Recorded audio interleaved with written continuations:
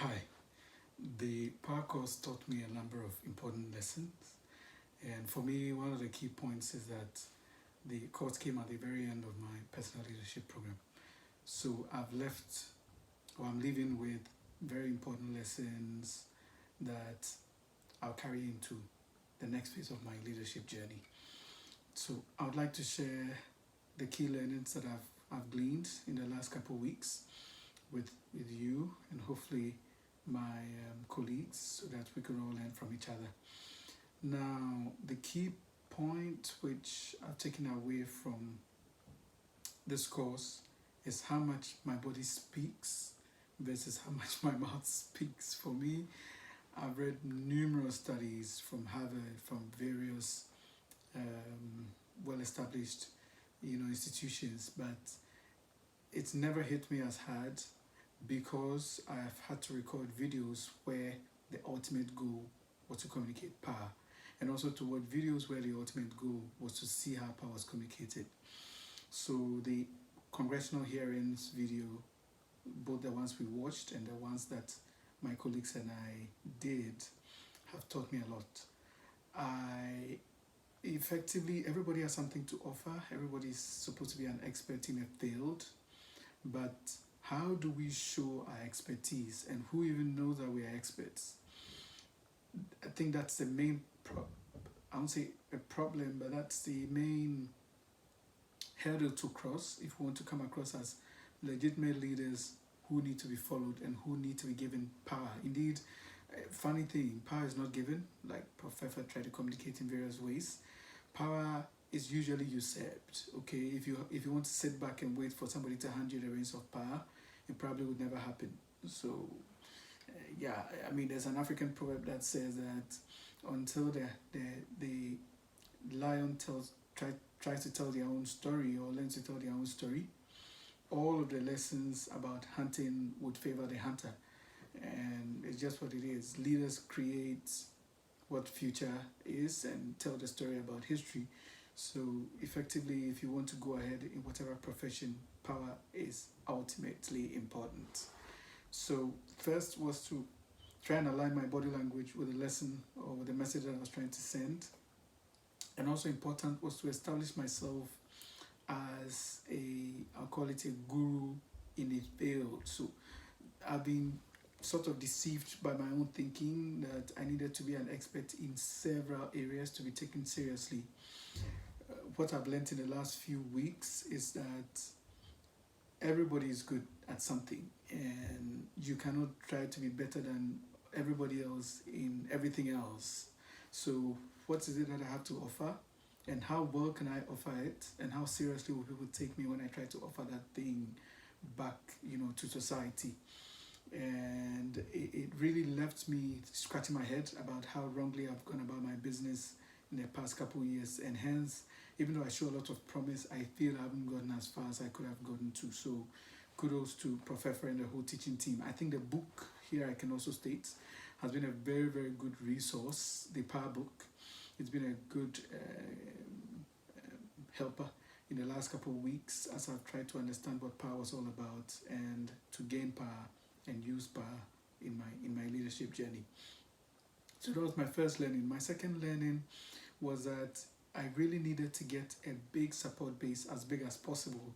And I learned from one of the coaching sessions about how really to use my weak and strong contacts. So weak contacts being anybody that I've come across. It could even be virtually, social media, face-to-face, wherever. It could be brief, could be extended periods of time. But so far as I could call the person somebody that I can also always connect to, that's a resource that I can use to my advantage.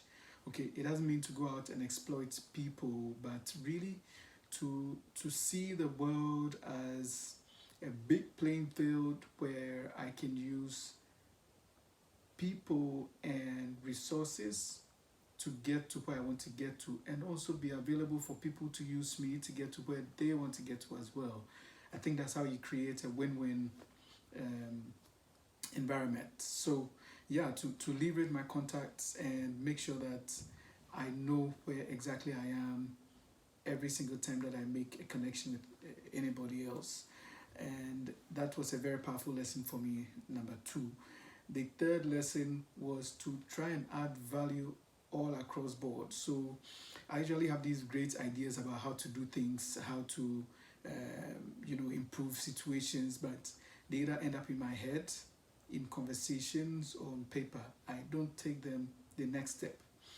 So my real power dilemma going into the next couple months is, how do I become more intentional about what I want to achieve and how I'm going to achieve it, and not to waste time doing so many things which don't bring much value. So thinking and writing and not doing anything with a thought process, I think it's just a waste of my time. So I am going to devote an important part of my reflection and journaling time to taking actions which would deliberately move me from point A to point B, about the things which I feel strongly about, and how I'm going to actually impact society, doing the things which I really do want to do. So yeah, those are the learnings that I came up away with. In terms of the power project, the key power project that I had, there were three, of course, as the cause demanded. The key one which was really dear to me was to move up one notch in my professional career. So to move from middle level management to senior level management. Of course, it's a big ask. It doesn't happen at the snap of a finger. And the last couple weeks, I may not have gotten as much as I wanted done in terms of moving up, because my hard request of myself was to move by the end of August. I've had a number of interviews. Obviously, I know that I'm a good technical manager, but the level that I'm moving to would require that I move beyond technical management and move to a phase where I collaborate and bring value to the company. And so it's not been easy. The interviews have been very rigorous.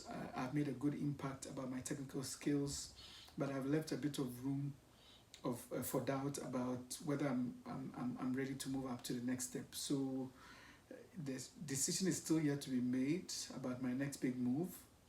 I feel I still have to move, pull a few strings before it happens, and I definitely will, because I've learned so much not to do anything.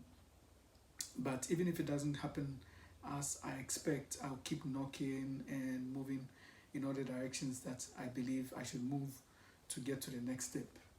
So yeah, I couldn't thank Professor and the teaching team enough.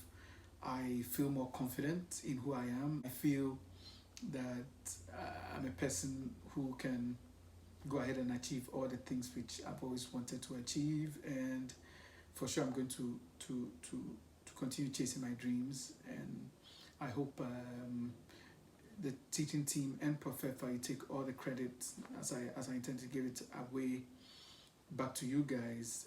Thank you for everything you've done, and here's to many more years of success and leading with power. Thank you guys, and have a good next couple of months before the year ends.